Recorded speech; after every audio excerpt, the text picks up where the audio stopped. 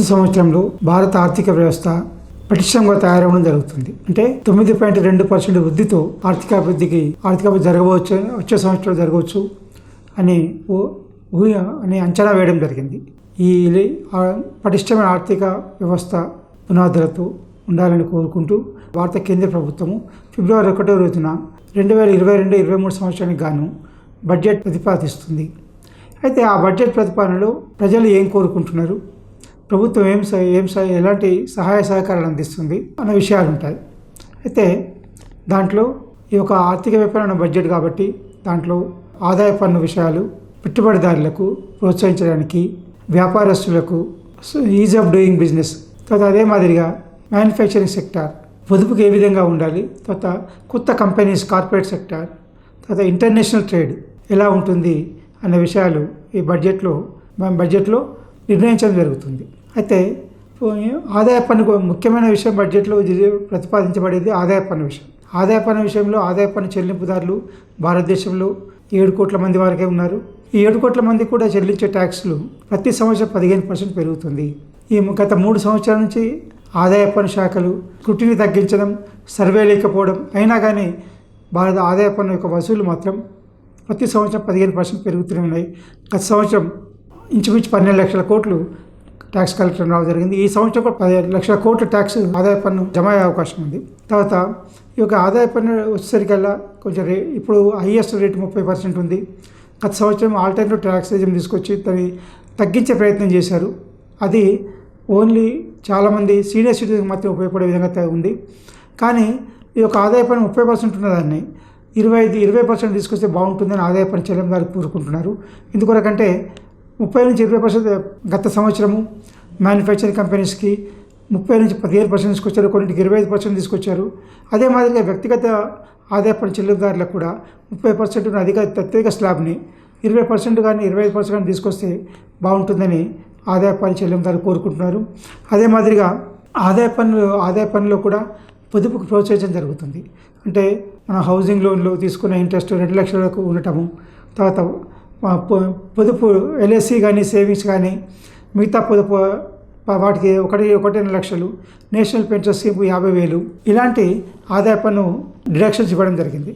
దాన్ని 5 లక్షలు పెంచితే బాగుంటుందని కోరుకుంటాను. ఎందుకంటే అది ఇప్పుడు పొదుపు పైన వడ్డీ రేటు తగ్గింది. బ్యాంకులో కానీ పోస్ట్ ఆఫీస్లో కానీ అన్ని చోట్ల కూడా వడ్డీ తగ్గడం వల్ల వాళ్ళ యొక్క ఆదాయం తగ్గింది. కాబట్టి ఒక సాధ్యమైనంత వరకు ఇది సీనియర్ సిటిజన్స్కి ఉపయోగపడే విధంగా పొదుపుని లిమిట్ పెంచడం, 2 లక్షలు ఉన్న లిమిట్ని 5 లక్షలు చేస్తే బాగుంటుంది. పొదుపు ప్రోత్సహించినట్టు అదే మాదిరిగా ఆ యొక్క సీనియర్ సిటిజన్స్కు వాళ్ళు అనుకున్న విధమైన ఆదాయం సమకూరే అవకాశం ఉంటుంది. ఇంకో విధంగా వచ్చేసరికి తర్వాత ఈ బాండ్స్, ఈ క్యాపిటల్ గెయిన్స్ ఎగ్జంప్షన్ బాండ్స్ ఇప్పుడు 50 లక్షల లిమిట్ ఉంది. అంటే ఒక ఆస్తి అమ్మినప్పుడు వచ్చిన లాభం పైన 50 లక్షలకు బాండ్స్లో డిపాజిట్ చేస్తే, నిర్ణీతమైన బాండ్స్లో డిపాజిట్ చేస్తే ఇన్కమ్ ట్యాక్స్ మాఫ్ ఉంటుంది. అలాంటి దాన్ని 50 లక్షల నుండి 1.5 కోటి చేస్తే బాగుంటుంది అని చెప్పి అనుకున్నాను. ఎందుకంటే ప్రతి చోట ప్రాపర్టీ విలువ పెరిగింది, ట్రాన్సాక్షన్స్ పెరిగాయి. కాబట్టి ఖచ్చితంగా ఒక విధమైన పొదుపుని ప్రోత్సహించడానికి 50 లక్షల నుండి 1 కోటి చేస్తే బాగుంటుంది అని చెప్పని ఆదాయ పన్ను చెల్లింపుదారు కోరుకుంటున్నారు. అదే మాదిరిగా వ్యాపారస్తులకు ఎలాంటి సదుపాయాలు కోరుకుంటున్న ఆదాయ పన్నులు అనేసరికి ఇప్పుడు గత సంవత్సరం నుండి స్మూత్ ఫైలింగ్ ఉండే విధంగా ప్రయత్నం చేయడం జరిగింది. ప్రభుత్వము కొత్త సాఫ్ట్వేర్ తీసుకురావడం జరిగింది. ఆ కొత్త సాఫ్ట్వేర్లో కొన్ని ఇబ్బందులు వచ్చాయి. నవంబర్ 1 నుంచి కొంచెం స్ట్రీమ్లైన్ అయింది, ఇంకా స్ట్రీమ్లైన్ కాలేదు. కానీ ఒక విధమైన కొత్త సాఫ్ట్వేర్లో చాలామంది అక్కడ ఇన్ఫర్మేషన్ ఏదైతే ఇన్కమ్ ట్యాక్స్ డిపార్ట్మెంట్ దగ్గర ఏదైతే ఇన్ఫర్మేషన్ ఉందో ఆ ఇన్ఫర్మేషన్ మొత్తము ఆదాయ పన్ను చెల్లింపుదారులకు తెలుసుకొని వాళ్ళకి ఇవ్వడము, దాన్ని వెరిఫై చేసుకొని తన యొక్క రిటర్న్ ఫైల్ చేసే అవకాశం కల్పించడం జరిగింది. ఇంతకుముందు ప్రభుత్వం ఎలా ఉండేదంటే మీ దగ్గర ఉన్న ఇన్ఫర్మేషన్ ఇవ్వండి, మా దగ్గర ఉన్న ఇన్ఫర్మేషన్ వెరిఫై చేసుకుంటాము, డిఫరెన్స్ ఉంటే మీకు అడుగుతామని చెప్పేవారు.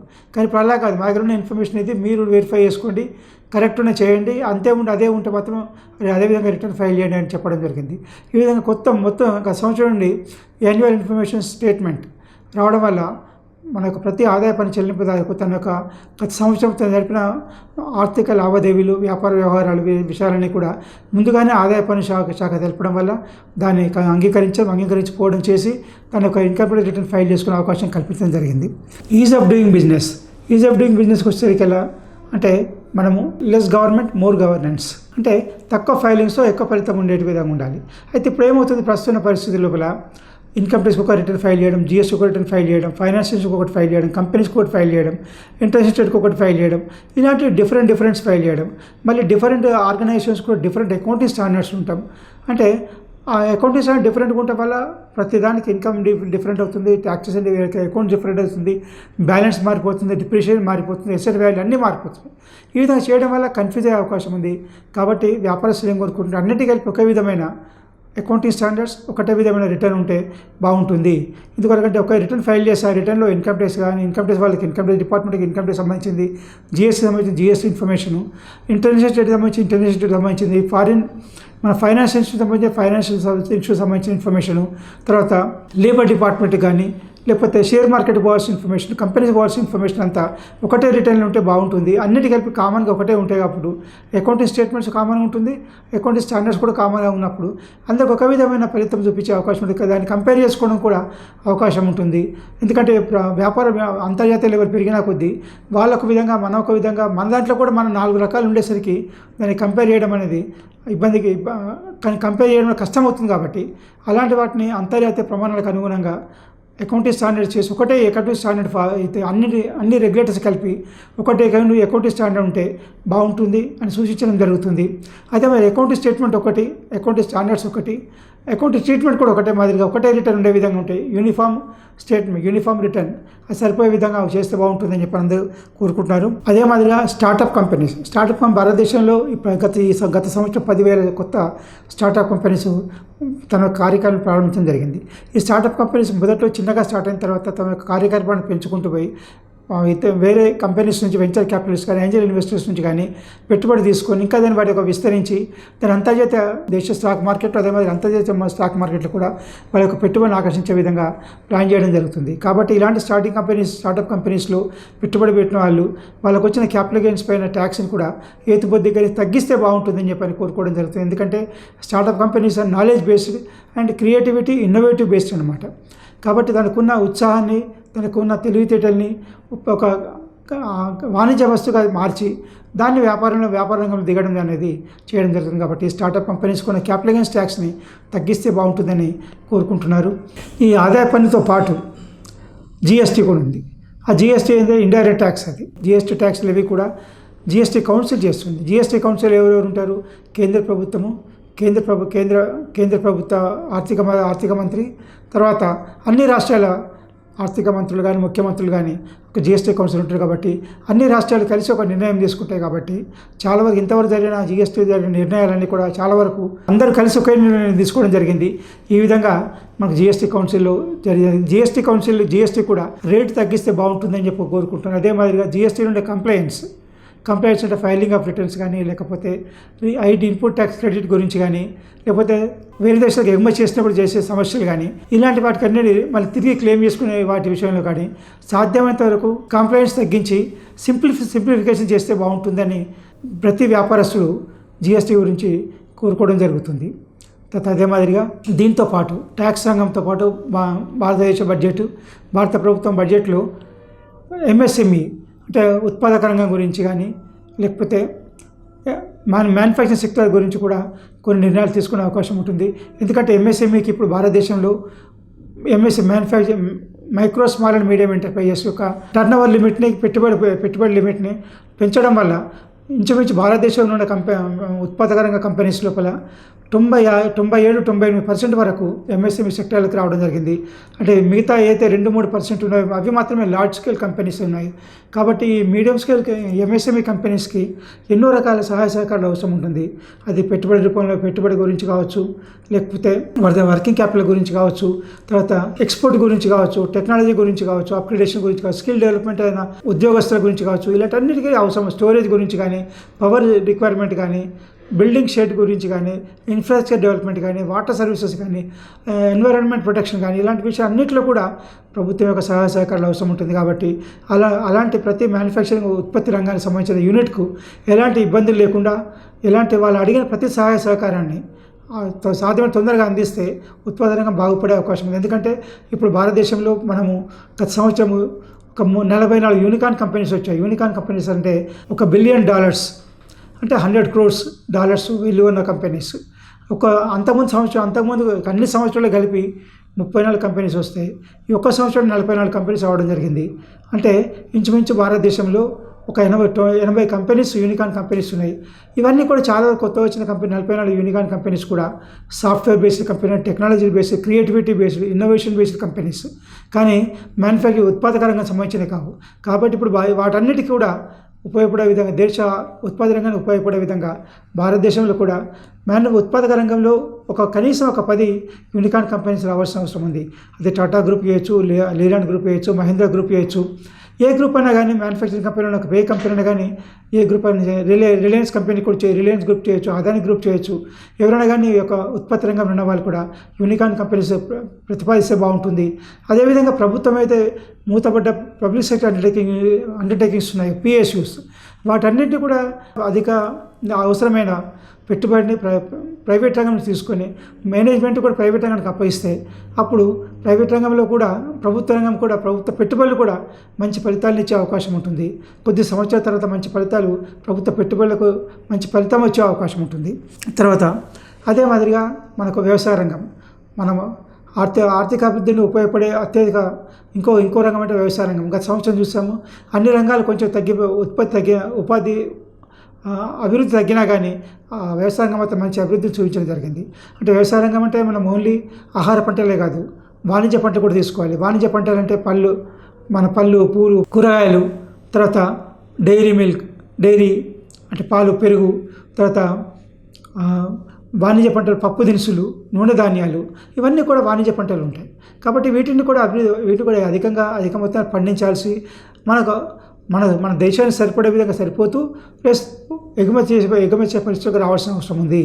ఎందుకొరకంటే మనం చూసే గత సంవత్సరము పళ్ళు చాలా వరకు, ఫ్రూట్స్ చాలా దేశంలో అత్యధిక భాగాల నుండి కూడా ప్రపంచం మొత్తాన్ని కూడా ఎగుమతి చేయడం జరిగింది. అదే మాదిరిగా ఈ సంవత్సరం కూడా ఫ్రూట్స్ ఎగుమతి పెరిగి మళ్ళీ పప్పు దినుసులు కూడా ఎగుమతులు పెరిగితే బాగుంటుంది. దాన్ని కమర్షియల్ క్రాప్స్ అయినప్పుడు మనకు వ్యాపారస్తులకు కమర్షియల్ క్రాప్స్ తోటి రైతులకి మంచి లాభాలు వస్తాయి. ఈ ఆహార పంటలతో ఎక్కువ లాభాలు రాకపోవచ్చు. కాబట్టి ఎక్కడైతే నీటి వసతి ఉందో, అవసరమైన నీటి వసతి ఉందో అక్కడ ఆహార పంటలు పండించినా కానీ, నీటి వసతి లేని దగ్గర డ్రై క్రాప్స్లో వాణిజ్య పంటలు పండిస్తే రైతులకు మంచి లాభాలు వచ్చే అవకాశం. రైతులకు కావాల్సింది ఏంటంటే వాణిజ్య పంటల కోసం కావాల్సింది పెట్టుబడి, పంటలప్పుడు ఆర్థిక సహాయము, పండిన తర్వాత ప్రాసెసింగ్ కొరకు కానీ లేకపోతే స్టోరేజ్ కొరకు గిడ్డంగులు, తర్వాత మార్కెటింగ్ ఫెసిలిటీ, తర్వాత ట్రాన్స్పోర్టేషన్, ఇవన్నీ కూడా ఉన్నప్పుడు రైతులు కూడా చాలా వరకు వాణిజ్య పంటలకు మారే అవకాశం ఉంటుంది. కాబట్టి వాటికి రైతులకు అవసరమైన వాణిజ్య పంటలు పండించడానికి అవసరమైన సహాయ సహకారాలు అందించాలని ఈ బడ్జెట్లో కోరుకుంటాము. అదే మాదిరిగా మౌలిక సదుపాయాలు, ఇన్ఫ్రాస్ట్రక్చర్ డెవలప్మెంట్, అది రోడ్స్ కావచ్చు, రైల్వేస్ కావచ్చు, విద్యుత్ శక్తి కావచ్చు, ఎయిర్పోర్ట్స్ కావచ్చు, సీ పోర్ట్స్ కావచ్చు, ఇవన్నీ కూడా కనెక్టివిటీ కావచ్చు, వీటన్నిటి కూడా అత్యధిక ప్రాధాన్యత ప్రభుత్వం ఇవ్వాల్సిన అవసరం ఉంది. ఎందుకొరకంటే ఇవి ఒక కంపెనీ కానీ, ఒక సమూహం కానీ, ఒక ఆర్గనైజేషన్ చేసే అవకాశం తక్కువ ఉంటాయి. కాబట్టి వీటన్నిటిని కూడా ప్రభుత్వ గైడెన్స్లో ప్రభుత్వం స్పెషల్ పర్పస్ వెహికల్స్ తయారు చేసి నేషనల్ హైవే అథారిటీ కానీ, ఇన్సూరెన్స్ రెగ్యులేటరీ అథారిటీ కానీ, ఇలాంటి రైల్వేస్ కానీ, ఇలాంటి వాటి ద్వారా కూడా ఒక ఇన్ఫ్రాస్ట్రక్చర్ డెవలప్మెంట్ చేసే అవకాశం ఉంది. కాబట్టి వాటిని ప్రోత్సహించాల్సిన అవసరం ఉంది. తర్వాత స్కిల్ డెవలప్మెంట్, మనం అనుకున్న భారతదేశం లోపల చాలా వరకు ఎంతోమంది యువశక్తి ఉంది, యువకులు ఉన్నారు, పనిచేసే వయసు ఉంది. కానీ చాలా వరకు వాళ్ళకి వచ్చిన సామర్థ్యం ఉందా లేదా అని అనుమానం వస్తుంది. మన దేశంలో ఇంజనీరింగ్ పాస్ అయిన విద్యార్థుల్లో ఓన్లీ 14% మంది మాత్రమే మనకు పని చేసే సామర్థ్యం ఉంది, మిగతా 86%కి పని చేసే సామర్థ్యం లేదు అని చెప్పని ఒక రిపోర్ట్ రావడం జరిగింది. అది నిజంగా శుభ పరిణామం కాదు. కాబట్టి ప్రతి విద్యార్థి కూడా విద్యార్థి దశలోనే తనకు అవసరమైన నాలెడ్జ్, ట్రైనింగ్, ఎక్స్పీరియన్స్ అన్నీ ఉండి విద్యాలయం నుంచి బయటకు వచ్చినప్పుడు తను తొందరగా ఉపాధి పొందే అవకాశం ఉంటుంది, ఉద్యోగ అవకాశాలు పొందే అవకాశం ఉంటుంది, ఉపాధి పొందే అవకాశం ఉంటుంది. అదే మాదిరిగా తనకు నచ్చిన చదువుకున్నారో దాని ప్రకారమే ఉద్యోగ అవకాశాలు, ఉపాధి అవకాశాలు పొందే అవకాశం ఉంటుంది. కాబట్టి స్కిల్ డెవలప్మెంట్ అతి ముఖ్యమైనది. ప్రభుత్వం ఎన్నో స్కీమ్ తీసుకొస్తుంది. వాటిలో హ్యాండిక్రాఫ్ట్స్ పెంచడం కానీ, అంటే ఎలక్ట్రిసిటీ రిపేరింగ్ కానీ, ఈవెన్ చిన్న వస్తువులు కూడా తయారు చేయడానికి కూడా అవసరమైన నైపుణ్యాన్ని ప్రభుత్వం ఇవ్వడం జరుగుతుంది. అలాంటి వాటిని కూడా విద్యార్థి దశలో విద్యాలయంలో చేస్తే ఇంకా బాగుంటుందని ప్రజలు మనము ఆశించవచ్చు. అదే మాదిరిగా ఎగుమతులకు వస్తే భారతదేశము చాలా సాధ్యమైనంత వరకు దిగుమతి తగ్గించి ఎగుమతి పెంచాలనుకుంటుంది. అంటే ఇది ఒక విధమైన ఒక సైడ్ నుంచి ఇంకో సైడ్కి వెళ్ళి, అంటే మనం తీసుకునే దగ్గర నుంచి ఇచ్చే పరిస్థితికి వెళ్ళడం. మనం చూసే ఫార్మా రంగంలో చాలా వరకు మన దిగుమతి తగ్గిపోయి మనం చాలా వరకు ఎగుమతులు చేయడం జరుగుతుంది. అదే కెమికల్స్ రంగంలో కానీ భారతదేశము ఒక బడ్జెట్లో ఉత్పత్తిలో ఎగుమతి పెరగడానికి కూడా ప్రయత్నం చేయాల్సిన అవసరం ఉంటుంది. ఎందుకంటే ఎగుమతి పెరిగినప్పుడే మనకు స్వావలంబన జరుగుతుంది. ఎగుమతులు పెరిగినప్పుడే భారతదేశం యొక్క ఆర్థిక పరిస్థితి తెలుస్తుంది. భారతదేశం యొక్క శక్తి అంటే క్వాలిటీ కానీ స్టాండర్డ్స్ కానీ ఇవన్నీ కూడా ప్రపంచానికి తెలిసే అవకాశం ఉంటుంది. కాబట్టి ఎగుమతులు పెరగాలంటే ఉత్పత్తి రంగాన్ని ప్రోత్సహించాలి. ఉత్పత్తి రంగానికి కావాల్సిన అన్ని వసతులు ఎలాంటి ఇబ్బందులు లేకుండా ఎలాంటి అడ్డంకులు దూరం చేస్తూ సింగిల్ విండో అంటే ఒకటే డిపార్ట్మెంట్ ఉండి ఆ డిపార్ట్మెంటే మానిటర్ చేయగలిగితే, ఒక ఉత్పత్తి రంగానికి సంబంధించి అన్ని అవసరాలను తీర్చగలిగితే ఉత్పత్తిదారులు వేరే ఎక్కడికి వెళ్ళాల్సిన అవసరం లేకుండా ఒకటి నుండి వాళ్ళకి కావాల్సిన అన్ని వసతులు ఫైనాన్స్ కావచ్చు, లేకపోతే పవర్ కావచ్చు, లేకపోతే ఇన్ఫ్రాస్ట్రక్చర్ డెవలప్మెంట్ కావచ్చు, వీటన్నిటి కూడా ఒకే దగ్గర నుంచి పొందగలిగితే, ఒకే దగ్గర నుంచి సేవలు పొందగలిగితే వాళ్ళకు మంచి సహాయం చేసిన వాళ్ళు అవుతున్నారు. అదే వాళ్ళు మేక్ ఇన్ ఇండియా కాన్సెప్ట్ని మేడ్ ఇన్ ఇండియాగా మేడ్ ఫర్ ద వరల్డ్ చేసి సాకారం చేసే అవకాశం ఉంటుంది. ఈ యొక్క ఆత్మనిర్భర్ భారత్ స్కీమ్ ఏదైతే అనుకున్నామో ఆ యొక్క స్కీమ్ యొక్క ఆత్మనిర్భర్ భారత్ యొక్క లక్ష్యం నెరవేరుతుంది. కాబట్టి మన యొక్క ఆర్థిక వ్యవస్థ పటిష్టంగా ఉండాలంటే అన్ని దిగుమతుల కంట్రోల్లో ఉండాలి, ఆర్థిక అభివృద్ధి జరుగుతూ ఉండాలి, ఉత్పత్తి రంగం పెరుగుతూ ఉండాలి, వ్యవసాయ రంగం పెరుగుతూ ఉండాలి, ఉపాధి పెరుగుతూ ఉండాలి. అదే మాదిరిగా ప్రజలకి వెల్ఫేర్ స్టేట్ అంటే ప్రజలకి ఒక విధమైన assurance, clear policies, impartial administration ద్వారా ఇవ్వాల్సిన అవసరం ఉంటుంది.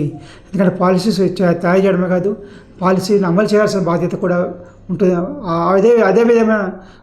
అదే విధమైన స్థిర నిశ్చయంతో అమలు చేయాల్సిన బాధ్యత కూడా ప్రభుత్వం పైన ఉంటుంది. కాబట్టి clear policies, impartial administration, uniform implementation అనేది అనుసరించాల్సిన అవసరం ఉంటుంది. పక్షపాత ధోరణి విడనాడాలి.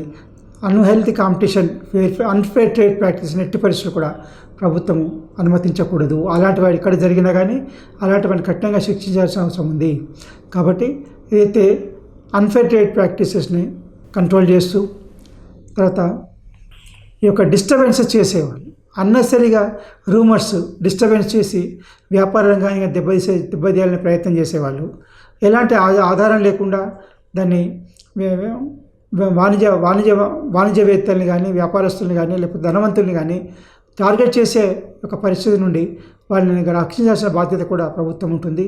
ఎందుకంటే ఏమాత్రం ఎలాంటి సాక్ష్యం లేకున్నా కానీ ఏదో గాలి వార్తలపైన ఒకరిని నిందించడం అనేది కరెక్ట్ కాదు. కాబట్టి వాళ్ళని కూడా వ్యాపారస్తుల్ని ఎందుకంటే వాళ్ళు కష్టపడి వాళ్ళ యొక్క టోటల్ రిస్క్ తీసుకొని వాళ్ళ యొక్క ఉపాధి కల్పిస్తూ ప్రభుత్వంగా ట్యాక్స్ చెల్లిస్తూ వాళ్ళ యొక్క వ్యాపారం నిర్వహిస్తుంది. కాబట్టి వాళ్ళని అనవసరమైన ఇబ్బందుల నుండి, అనవసరమైన దుమారాల నుండి, అనవసరమైన ఆపదల నుండి కాపాడాల్సిన అవసరము ప్రభుత్వం తీసుకుంటే బాగుంటుంది. ఎందుకంటే వ్యాపారస్తులు వ్యాపారం చేసుకొని వచ్చే విధంగా ఉండాలి, కానీ వ్యాపారస్తుల్ని అనవసరమైన వివాదాల్లోకి లాగుతూ అనవసరమైన వివాదాలను సృష్టించే వాళ్ళకు కూడా కాపాడాల్సిన అవసరం ఉంటుంది. ఇది ప్రభుత్వం చేసిన అతి ముఖ్యమైన విషయం. ఎందుకంటే ఎవరు కూడా చేయలేరు, కానీ ఎవరిది వారు కాపాడుకొని సరిపోతుంది, కానీ దాన్ని ఎదుర్కొనే శక్తి ఉండకపోవచ్చు. కాబట్టి ప్రభుత్వం మాత్రమే ఇలాంటి వాటి నుండి ఒక నిజమైన మంచి వ్యాపారవేత్తను తయారు చేసి రక్షించగలిగే అవకాశం ఉంటుంది. కాబట్టి ఈ బడ్జెట్లో అలాంటి చర్యలు కూడా తీసుకుంటుందని మనం ఆశిద్దాం.